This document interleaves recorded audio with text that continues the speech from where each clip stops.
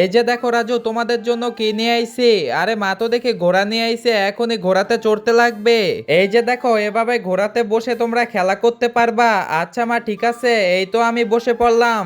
আরে কি ব্যাপার, ভাইয়া তো দেখি বসে আছে, এখনই আমার ঘোড়াতে উঠতে লাগবে। আচ্ছা তোরা এখানে থাক। আরে কি ব্যাপার, ছোট তো দেখি এগুলা নষ্ট করে ফালাইতেছে। এই ছোট, তুই এখানে থাক, আমি আসতেছি।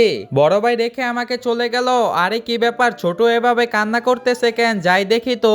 এই ছোট, তোর কি হয়েছে, তুই এভাবে কান্না করতেছিস কেন? আরে কি ব্যাপার, ছোট কি করতেছে? আরে মা তো দেখি এদিকে আসতেছে। আরে মা, কি হলো, ছোট কান্না করতেছে কেন? ছোটকে এখানে এনে বসিয়ে দাও। আচ্ছা ঠিক আছে, এই তো আমি চলে যাই, এবার আমার অনেক কাজ আছে। আরে মা তো দেখি চলে গেছে, ছোটকে এখানে নামিয়ে দেই আর এখানে আমি বসে খেলা করি। আরে কি ব্যাপার, ছোট আবারও কান্না করতেছে। এই ছোট, তুই আমার সাথে আয়, তোকে নিয়ে এখন আমি খেলা করব। আরে কি ব্যাপার, মা আবার ছোটকে নিয়ে কই গেল দেখি তো।